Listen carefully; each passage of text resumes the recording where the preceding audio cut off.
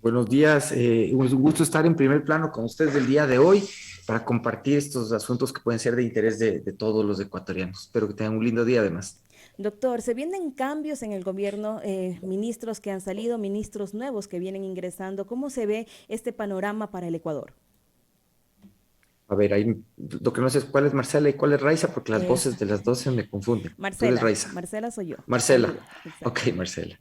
Bueno, los cambios que vemos en el gobierno son parte de una lógica necesaria en la administración del Poder Ejecutivo.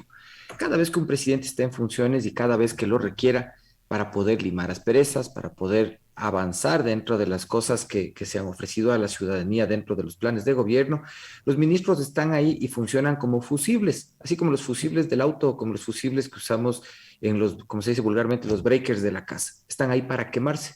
Parte de la función de los secretarios de Estado es quemarse para permitir que las cosas fluyan. Y en ese sentido, el presidente ha decidido quemar algunos de sus ministros para poder seguir avanzando. Las razones por las cuales les quema pueden ser discutibles, algunas pueden satisfacer o no a la opinión pública, pero al final de cuentas deben servir para facilitar su gestión. Por ejemplo, la salida de Mae Montaño, una líder social con un amplio reconocimiento de base, sobre todo en provincias de la Sierra Central.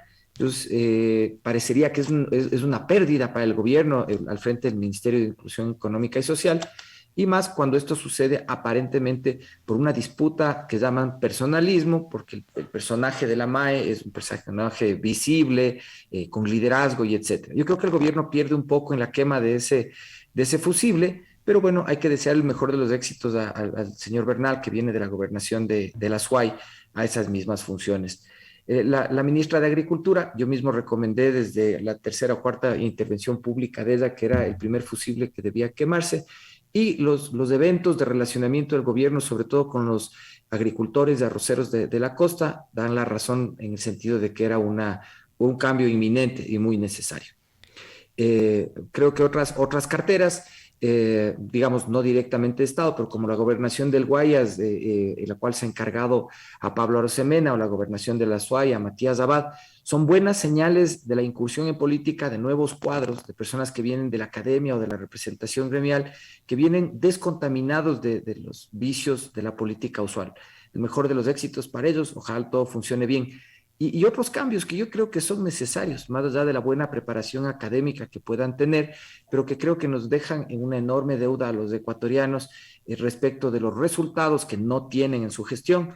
El ministro de Economía, Simón Cueva, hay que cambiarle, es una persona desprovista de talento de cualquier forma para comunicar políticamente tranquilidad a la población. Es urgente el cambio de ese ministro, así como el del ministro de Recursos No Renovables. Este es el sector en donde yo tengo el gusto de trabajar, en donde solo se han recreado las formas de contratación y relaciones comerciales del gobierno del señor Moreno, en lugar de enfocarse en cumplir la política pública dispuesta por el presidente Lazo.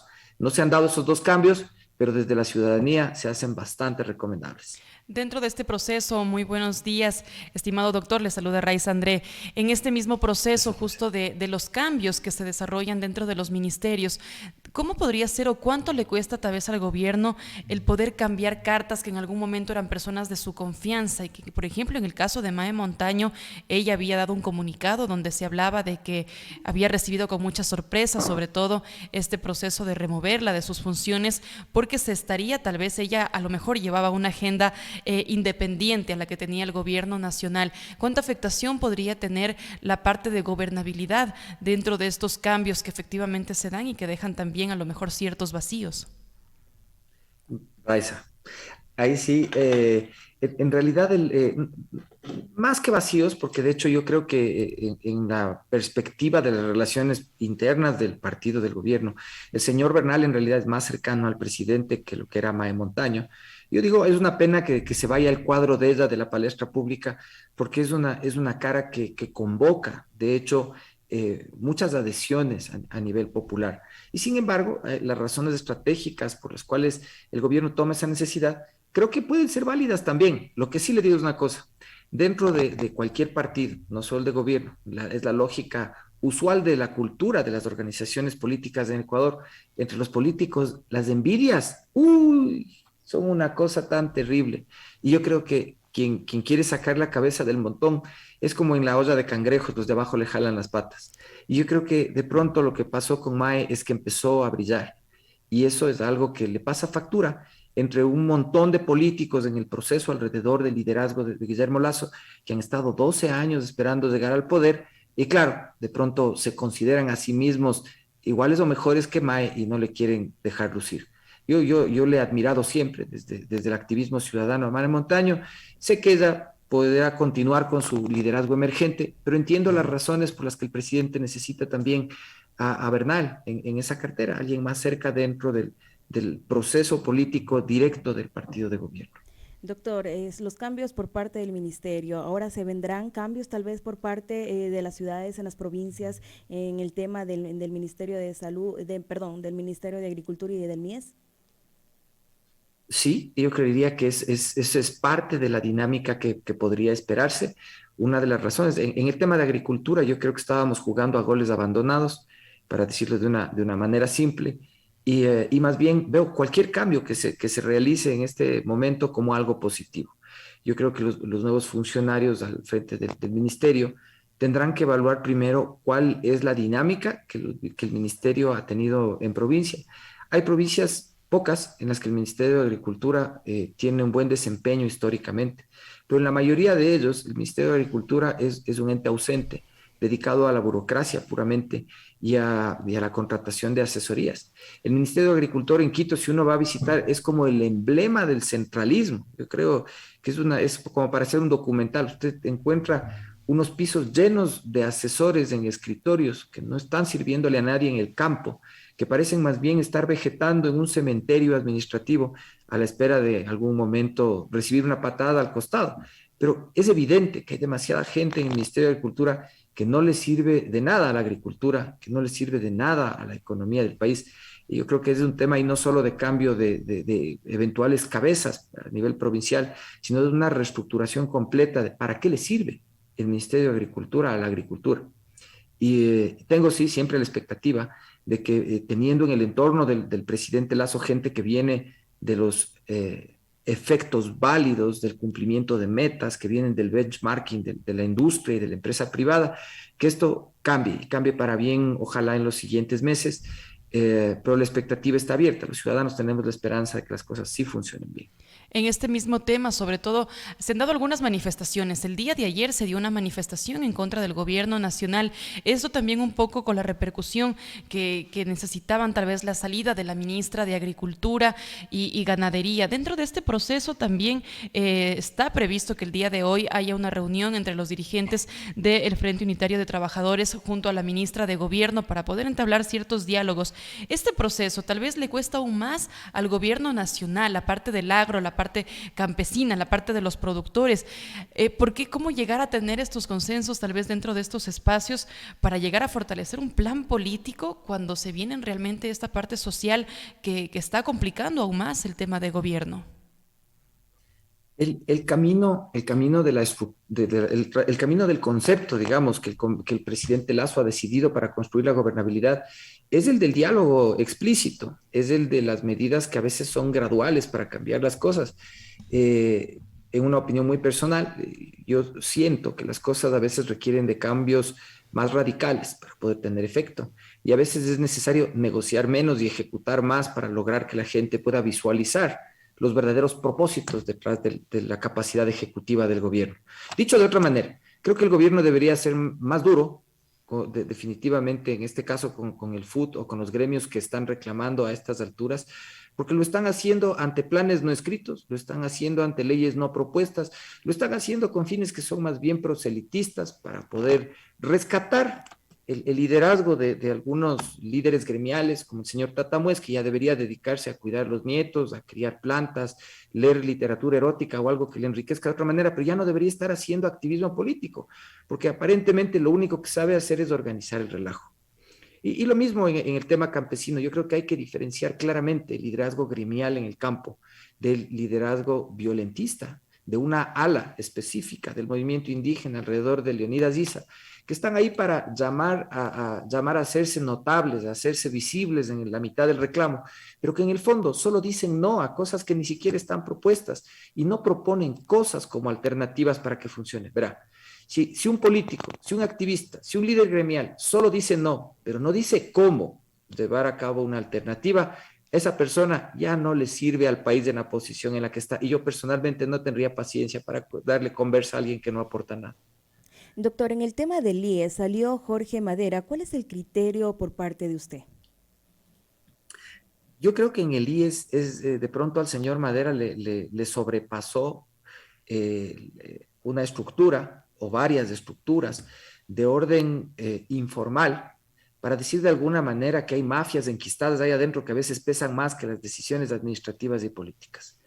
Al IES yo creo que hay que meterle un escuadrón volante, hay que meterle una fuerza de investigación y depuramiento que pueda descolocar a las personas que han hecho de la institución un feudo de contratación de cualquier cosa, porque ahí todo es negocio, desde los lápices y los papeles hasta las medicinas, pasando por las camisas y las ambulancias y todo.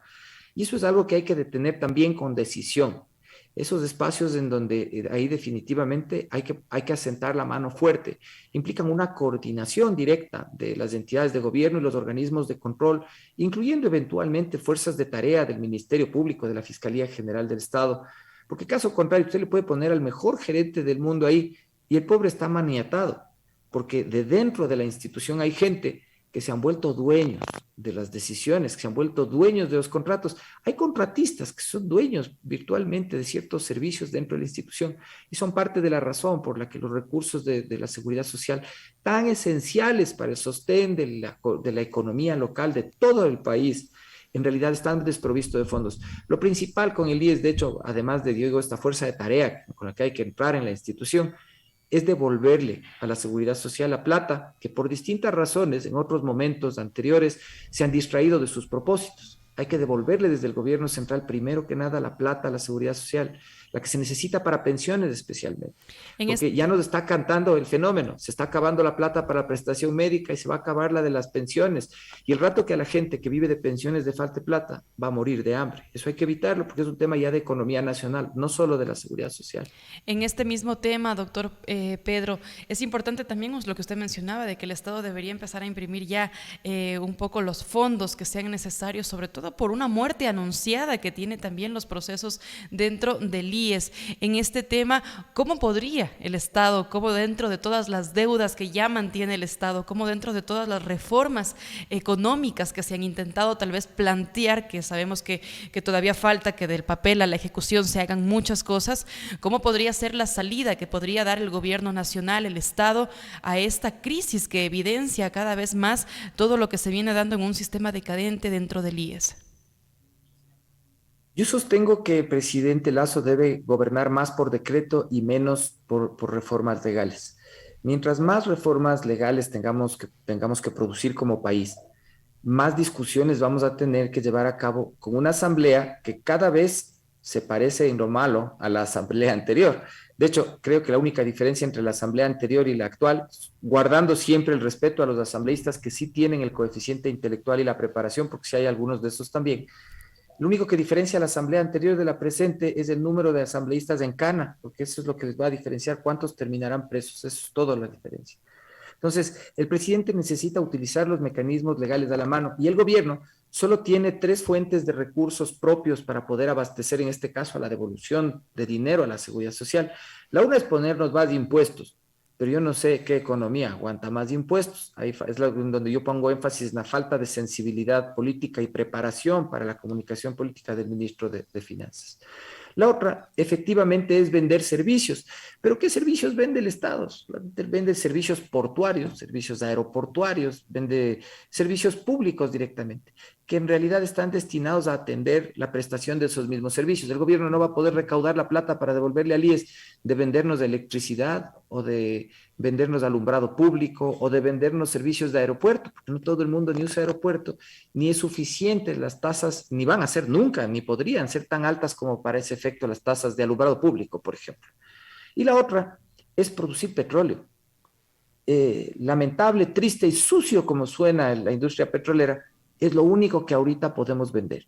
Pero curiosamente, el ministro de Recursos No Renovables se ha dedicado a perder la producción petrolera, mantener los contratos que ha firmado el señor Moreno, y aunque se ha emitido una política pública que dice que vamos a caminar hacia otro lado como país, que es lograr inversión en contratos de participación, se sigue contratando con la modalidad Moreno.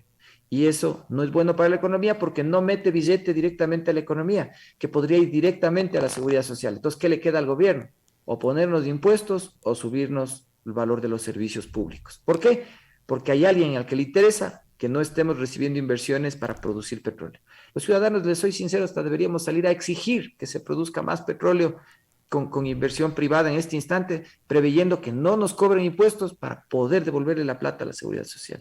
En este tema justo topaba algo muy importante, la producción de petróleo. Recordar de que el gobierno había dicho que quiere aumentar la producción efectivamente en este mismo año. Sin embargo, el día de hoy tenemos la noticia también de que la producción petrolera ha caído ya un 6%. Esto lo estamos haciendo obviamente hasta este momento, por lo tanto, el objetivo como tal que el gobierno tenía tal vez ahora se complica mucho más porque no lograrían alcanzar esta producción y eso limitaría también muchos de los objetivos económicos que se han planteado evidentemente. ¿Cómo podríamos ahora? Porque creo que ellos no contaban con que caiga tal vez el petróleo, estamos hablando de un 6%, ellos asumían una producción del 8%, pero hasta el momento no se ha logrado dar la producción que el gobierno buscaba. ¿Cómo nos afecta esto ya económicamente y a los planes del gobierno de poder incentivar la parte económica de esta forma? Voy a hacer el intento de explicarle esto con gallinas y huevos, verá, para que sea más simple. Hagamos de cuenta que usted tiene una gallina y esa gallina pone 2 huevos al día. Entonces, usted sabe que eso es lo que cuenta, una gallina mientras está viva que pone 2 huevos al día. Digamos que una gallina nueva vale 4 huevos, para poner simple el tema. Usted necesita que su gallina ponga huevos 2 días para poder comprar otra gallina que le permitirá tener ya una producción diaria de 2 huevos, sino de 4 huevos al día. Entonces nosotros queremos llegar a los 4 huevos al día, tenemos que comprar otra gallina y para eso tenemos que ahorrar 2 huevos en el día siguiente o durante 4 días un huevo. Pero ¿qué pasa si usted decide, en vez de comprar la gallina y ahorrar los huevos para comprar la gallina, simplemente conservar la única gallina que tiene ahora y el dinero que le producen esos huevos, dedicarlo a comprar cosas lúdicas, juegos de video, pelotas de fútbol, pelotas de ping-pong, caramelos, cualquier otra cosa que no son huevos? Usted está sacrificando la posibilidad de poder ampliar su producción porque está dedicando la plata a otras cosas. En el caso del gobierno del Ecuador, está pagando por servicios petroleros en lugar de permitir que se invierta en servicios petroleros. Y la razón para mí es definitivamente de corrupción. Detrás de eso no hay ninguna otra cosa que alguien que se beneficia de que no se cambien las modalidades contractuales. Pero yo creo que eso se solucionará en su momento. La política petrolera felizmente ya está emitida. El momento en que se cambien las autoridades, lo cual no debería pasar más tarde que diciembre de este año, si el gobierno quiere realmente el próximo año suavizarse a sí mismo su capacidad de lidiar con la dinámica de conflicto social. Cuando tenga algo más de recursos, la vida se le facilitará al presidente, pero es hora de que el cordón de relaciones políticas que de alguna manera se establecieron con la gente del gobierno de Moreno ya se termine. El vínculo del señor Moreno y su gobierno con el Estado ecuatoriano tiene que ser solamente la función judicial en las causas que les toque atender, pero nada más. Doctor, en este mismo tema, en los cambios que se han venido dando en el tema del ministerio, recordemos que la meta cumplida por parte, bueno, el ofrecimiento que se dio por parte del gobierno de la vacunación se llegó y se cumplió. ¿Existiría algunos cambios que deberían darse por parte de usted? ¿Cuál es su criterio?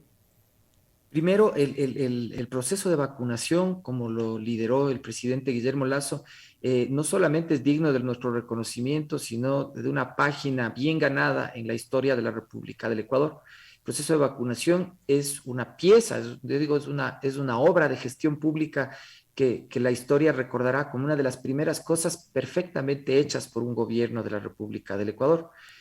Nuestro plan, el que nosotros impulsamos, difería en algunas cosas. y de hecho creo que no hubiéramos logrado tener la eficacia que ha logrado tener el presidente. Lo único que yo le añadiría a este exitoso plan, el cual el gobierno de Guillermo Lasso ha logrado estos resultados, es el hecho de que el Ecuador necesita construir fábricas de vacunas. En nuestro plan existía este vector de construir fábricas para la vacunación, y mucha gente dijo que era algo imposible de hacer desde donde estamos nosotros. Bueno, Chile adoptó el plan, Chile ya terminó de construir la fábrica de vacunas y anticipa que durante el desempeño del siguiente año, en el cual vamos a tener que volver a vacunarnos, ellos ya tienen cómo abastecerse por sí mismos. Pero no solo eso, es el hecho de que hay otras pandemias, el C1-2, que es una variable que viene del mismo COVID de Sudáfrica y que aparentemente es un poco como impermeable o esquiva a las vacunas que hoy conocemos, implica la necesidad de tener esta capacidad de hacer nuestras propias vacunas. Así que yo le diría que lo único que le falta a este pastel de la vacunación, la cereza encima, es tener fábricas propias para que cuando venga la siguiente ola o la siguiente pandemia, podamos ser un país menos dependiente de la comunidad internacional y más seguro de recuperar la dinámica de la economía de las familias ecuatorianas con más velocidad. En el tema precisamente del área de salud, el tema de las vacunas. Estábamos hablando, doctor, también en el tema del IES, que es muy importante acá en la ciudad y provincia de Loja. Recordemos que hace pocos meses las autoridades visitaron el Instituto de Seguridad Ecuatoriana y encontraron algunas anomalías en este tema, equipos dañados que no se pueden realizar ecografías y tenían que destinar a pacientes a clínicas. También en el tema del área de farmacia, medicina que necesitaban y que se encontraba específicamente en la farmacia, pero no en los registros, decían que no habían. ¿Cómo se puede solucionar esta problemática que afecta a una ciudad y un país entero? Bueno, lo que ustedes ven en Loja, y de lo que estamos hablando en este instante, yo lo he visto al menos en unas 12 ciudades. Nosotros estamos permanentemente ahora en contacto a través de nuestra organización política con gente en casi todas las ciudades del país. Y esta es una constante, pero voy a recordar algo que dijimos durante la campaña, lo he dicho las últimas semanas, y de hecho creo que es algo que responsablemente hay que decir desde el análisis político y desde la responsabilidad cívica. Para poder atender todos estos servicios, el Estado necesita de recursos propios que en este instante no tiene. Dos cosas, nuestras expectativas como ciudadanos deben estar bajas porque los recursos son pocos, pero al mismo tiempo tenemos que nosotros mismos sensibilizar a las autoridades respecto de cómo administrar esta insuficiencia económica de la mejor manera. Tal vez este es un momento en el país en el cual hablar de la suficiencia de infraestructura en cada ciudad no es viable. Lo que le estoy diciendo, incluso como político, alguien me dice, no digas de eso porque suena negativo. No, no, no es por negativo, es porque hay que ser objetivo. Si yo no tengo plata y en mi casa no puedo invitarles a tomar helados del fin de semana, no puedo decirles, tranquilos, esta semana vamos a ir a tomar helados del sábado, si sé que no voy a tener plata para ir a tomar helados. Peor con algo más delicado como es la salud. Es necesario un ejercicio de transparencia de parte del gobierno para que, por ejemplo, si necesitamos concentrar geográficamente en algunos puntos del país la prestación de determinados servicios, es importante que esos recursos se concentren. Voy a poner un ejemplo que puede sonar tal vez un poco burdo y con el perdón de quienes son expertos en materia de salud pública, pero si necesito materiales reactivos para llevar a cabo resonancias magnéticas, tomografías, todo lo que es exámenes que implican una infraestructura como un cuarto de plomo, que necesitan de equipos grandes, que requieren de mantenimiento, y no puedo tener uno en cada ciudad, tal vez necesito tener una cada 3 ciudades o cada 3 provincias, pero que funcione bien. Entonces, en lugar de tener unas cosas que están totalmente disfuncionales en todas las ciudades, tengo que asegurarme de que el servicio necesario esté bien equipado y con lo suficiente al menos en un lugar en donde se pueda atender a la gente. Y eso es lo que tal vez en este instante el Ministerio de Salud tiene que ayudarse a administrar como un Ministerio de Economía, obviamente con una visión más humana, menos académica y más política. Y es encontrar la manera de que, si bien no tengamos en todas partes, nunca nos falte a todos la posibilidad de acceder a lo que necesitamos. Y eso sí implica administrar esta crisis, tal vez centralizando, haciendo unas centralidades a nivel nacional, pero que tengan lo suficiente para la atención médica de todas las personas, hasta que logremos una mejor situación económica como país. Doctor Pedro, en este mismo tema, hablando sobre todo en la parte del IES, en los hospitales públicos sobre todo, aparte de lo que es equipamiento y todo eso, se han dado muchos casos de corrupción, empezando simplemente por el negar tal vez a los ciudadanos que hay medicina cuando ya se da el caso de que sí tienen en stock, pero simplemente no la dan porque la destinan para otros lados. Actos que evidentemente son corrupción también desde aquellos funcionarios que no están ejerciendo bien sus facultades, pero que lamentablemente no pueden ser tampoco removidos dentro de un proceso porque la ley también los ampara. ¿Cómo entonces podríamos hacer nosotros? ¿Cómo limpiamos la casa de salud? ¿Cómo empezamos a hacer reformas que beneficien a los ciudadanos si lamentablemente muchos funcionarios a quienes a lo mejor se encuentran incluso apadrinados para que no se los pueda topar, no hay cómo removerlos de sus cargos para que otras personas puedan incluso entrar a esto, que eso también evidencia una crisis importante dentro de los sistemas de salud? En general, las leyes que nos hacen responsables de las cosas en el Ecuador han tendido a crear una condición que yo les llamo indubio pro sapo. En nuestro sistema legal, al más sapo, al más vivo, es al que la ley termina protegiéndole muchas veces. Lograr primero reformas legales para entonces combatir estas cosas puede demorar demasiado tiempo y además todos estos sapos tienen a sus promotores en la Asamblea Nacional. Entonces, esto nos lleva a otro ejercicio, que es al ejercicio del poder público, buscando el respaldo de la ciudadanía.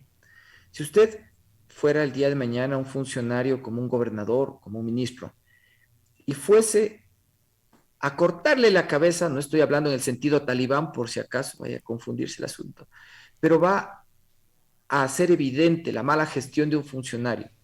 ¿Usted no cree que la gente respaldaría, que los usuarios que están siendo afectados no respaldarían?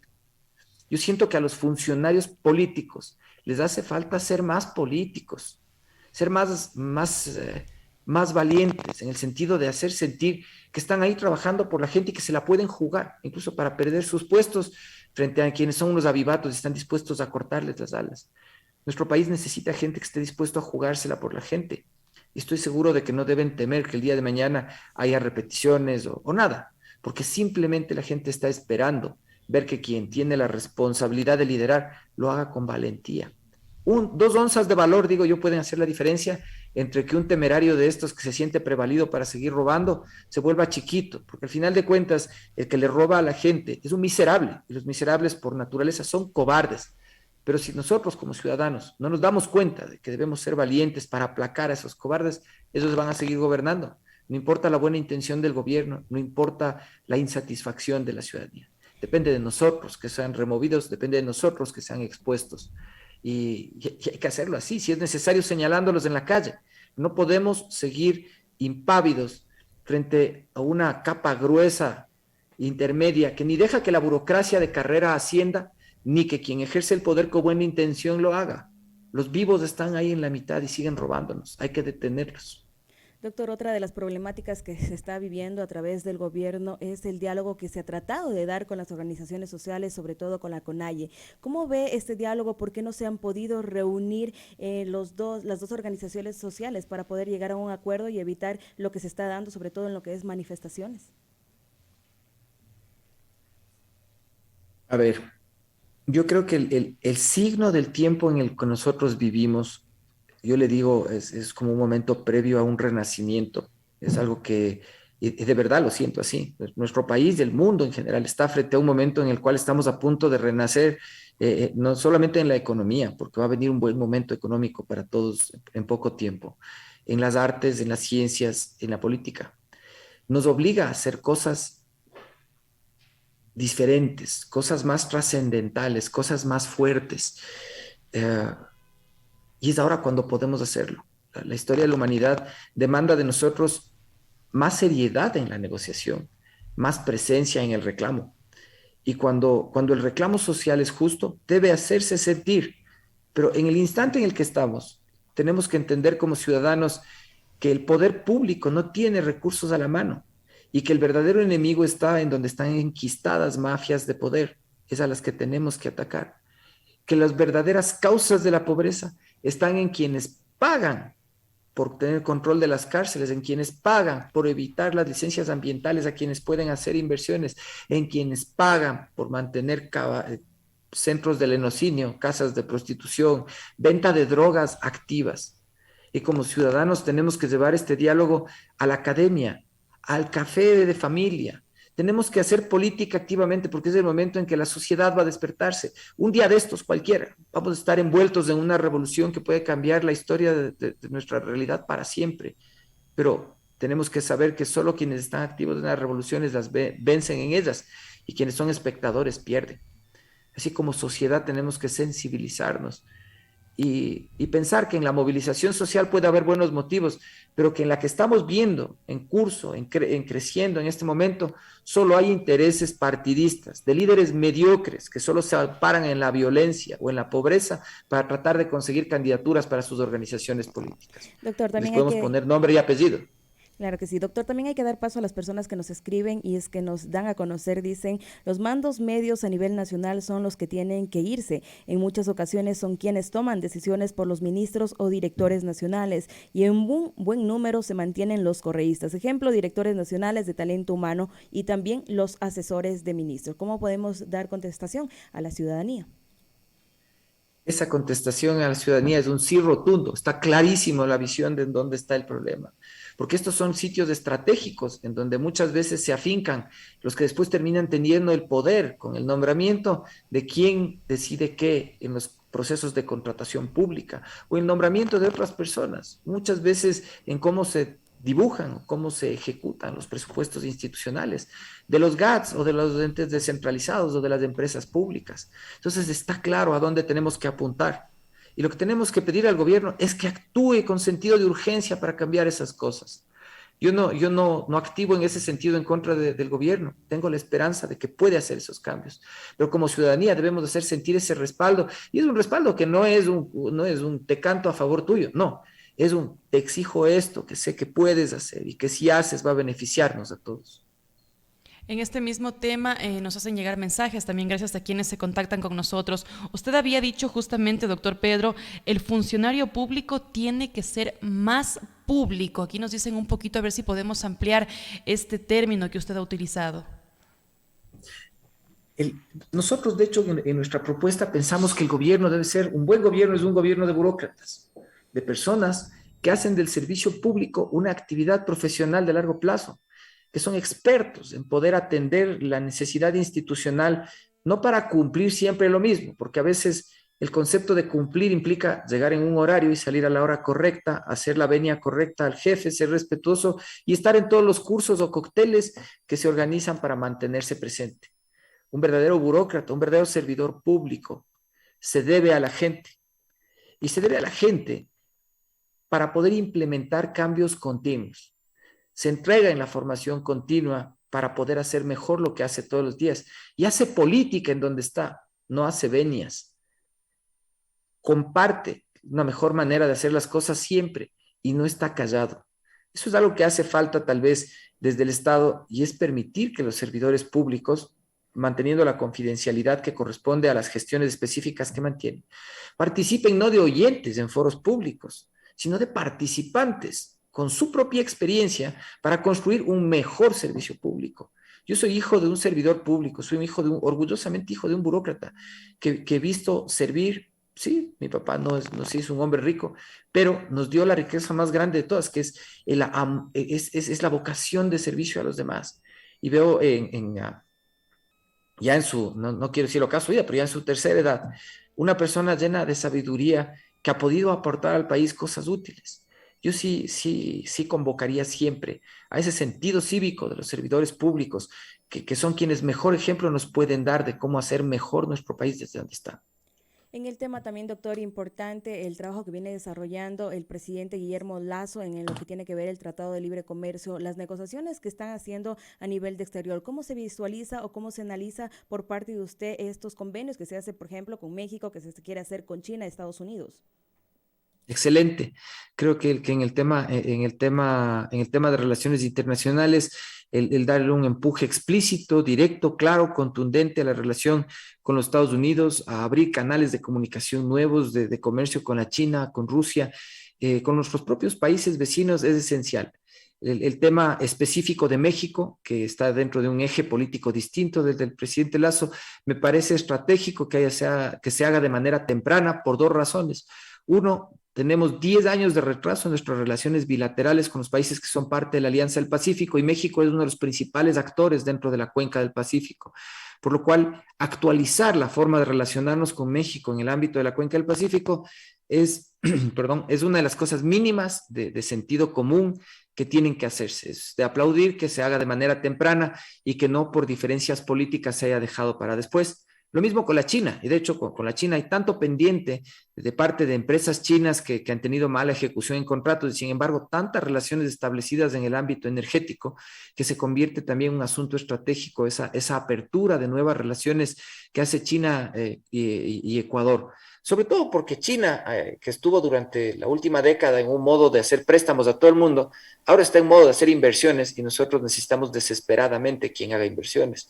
Solo hay dos países en el mundo que realmente tienen empresas que pueden venir a hacer inversiones de Ecuador, esos son Estados Unidos y China.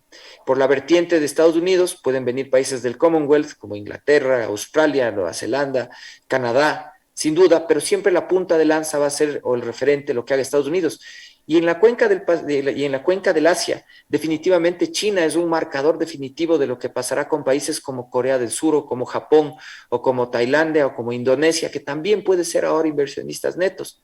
Rusia por sí misma es una máquina de inversiones distinta, es una relación un poco más complicada, implica otro tipo de tacto político. Sin embargo, creo que la apuesta de haber hecho este contacto más o menos al mismo tiempo con los demás le posiciona al Ecuador con una expectativa muy interesante en el caso de Rusia para la exportación de un montón de bienes de alta gama que los rusos compran porque son compradores de cosas caras, muy interesante, porque eso es venta de cosas que tienen valor agregado. Así que en lo que ha sido la política exterior del Ecuador en ese sentido comercial, se merecen un primer aplauso, es una gestión bien encaminada. En lo que tiene que ver con el ámbito de la seguridad, la relación con los Estados Unidos, es inevitable y es estratégica, el tema estratégico de seguridad por narcotráfico y demás es algo con lo que no podemos llevarnos, aunque quisiéramos, más Doctor cercanamente Pedro, con China o Rusia. si Es me de Estados permite. Unidos el socio correcto. Doctor Pedro, disculpe más bien que lo interrumpamos. Tenemos a una persona Sí, en la vía telefónica justamente que quiere participar. Le damos el paso. Muy claro. buenos días. Buenos días, un saludo a Raiza y a Marcela, un saludo al doctor Freire. Estoy muy satisfecho con algunos de los comentarios y criterios y opiniones que hace el doctor Freire relacionado a estos primeros días de gobierno de Guillermo Lazo. Pero generalmente el tema que más, sobre todo en las provincias, entiendo, no sé si las provincias grandes, pero las más pequeñas, como Loja, el tema de la comidilla del día son los funcionarios públicos que entran, que salen, que se van, que no se van, que se quedan. Y obviamente el doctor Freire también lo topó. No sé si la última expresión de él fue el funcionario público tiene que ser más público o el funcionario político tiene que ser más político. Hay funcionarios que dicen yo no soy político, mi cargo lo debo a mi exacerbadísimo bagaje cultural, currículum, etcétera, profesional, pero de política a mí no me hablen.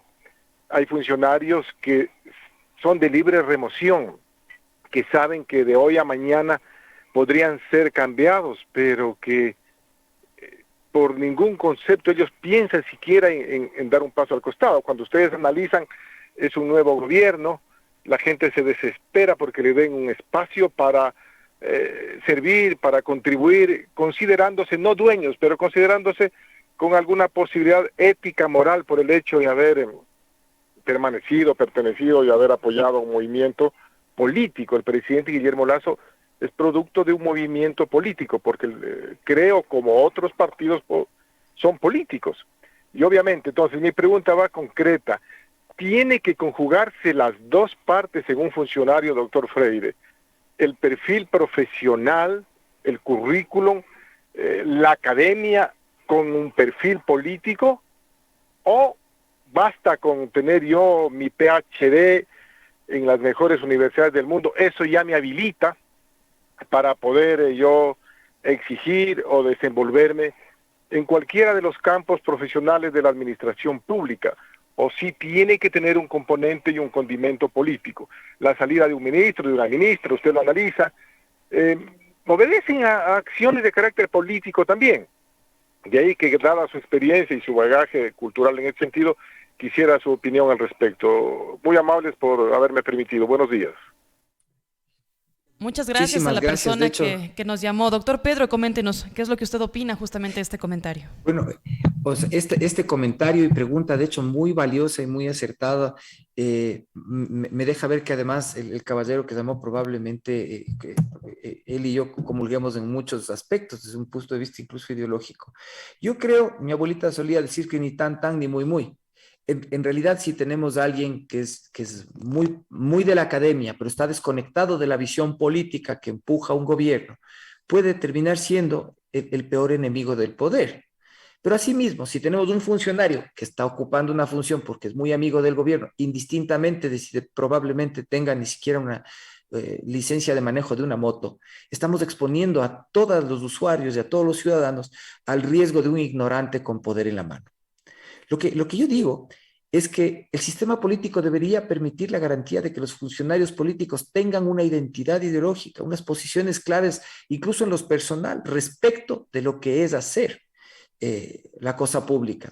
Y que no por tener una preferencia política sean deleznables, sean lanzables a la calle, sino que puedan hacer carrera en el servicio público indistintamente de su posición política. Claro, quienes están en la línea de asumir decisiones, quienes están al mando, tienen que tener una identidad ideológica, programática con el poder.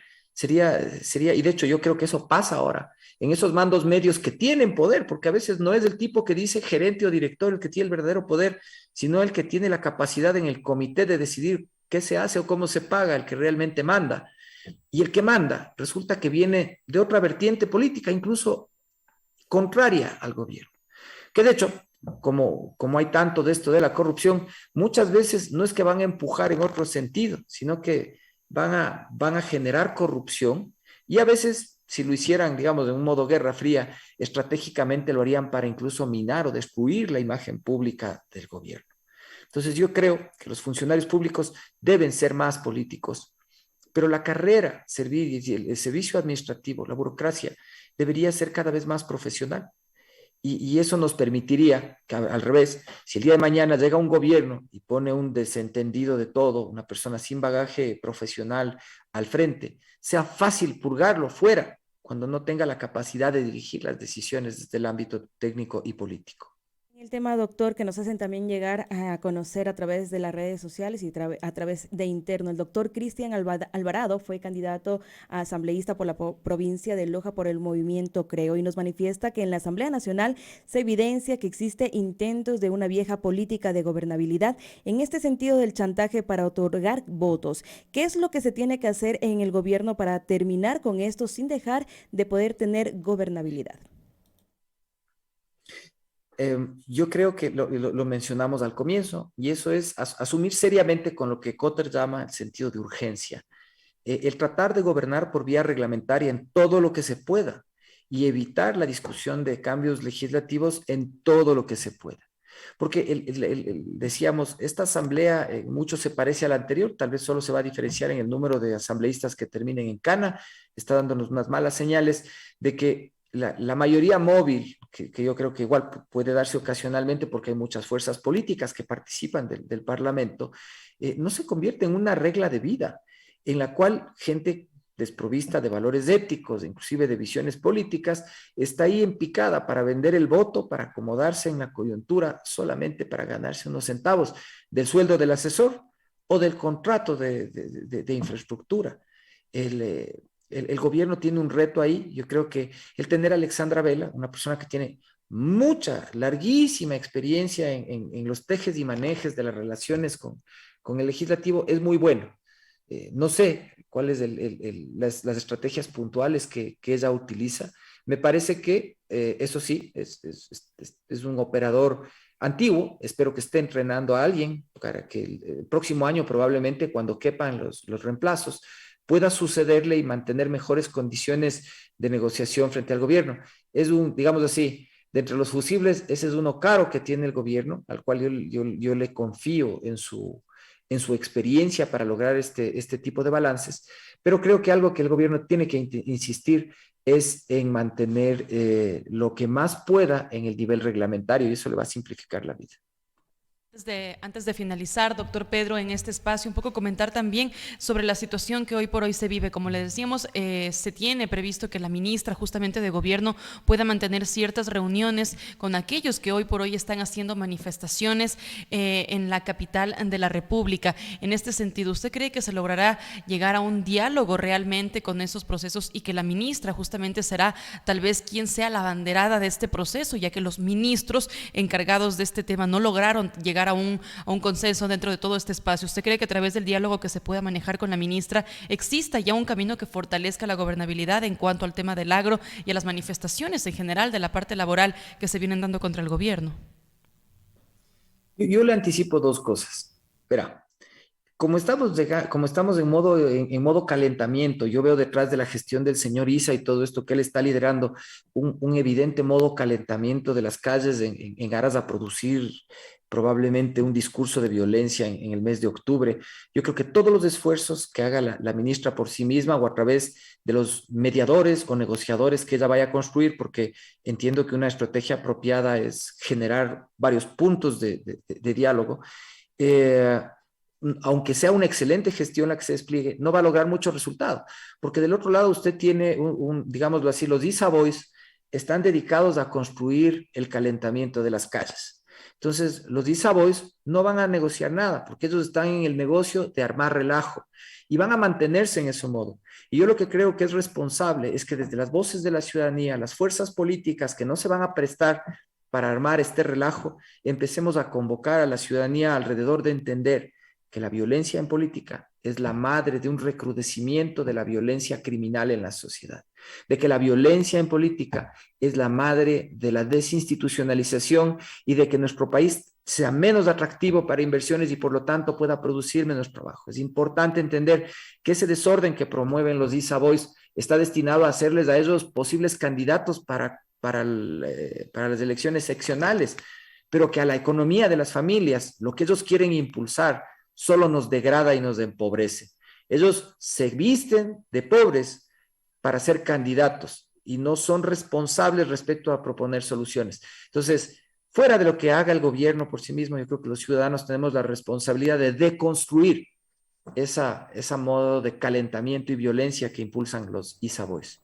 Doctor, muchísimas gracias por hacer información en primer plano a esta hora de la mañana. Le agradecemos mucho.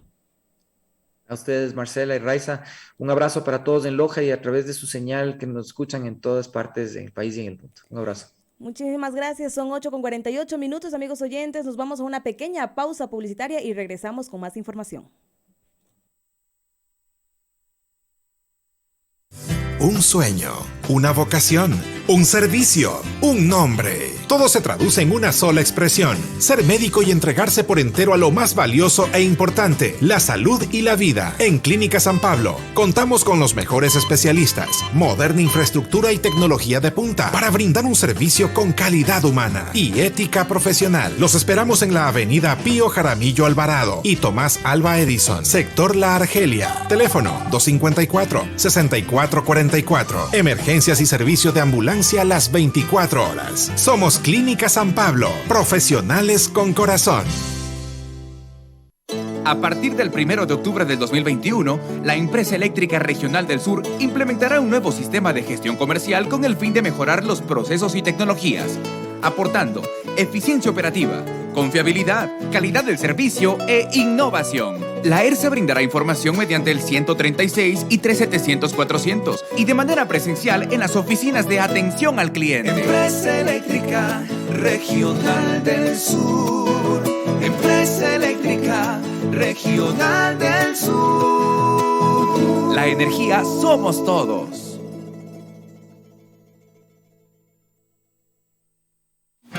En Loja continúa el centro médico con el sistema integral de salud más completo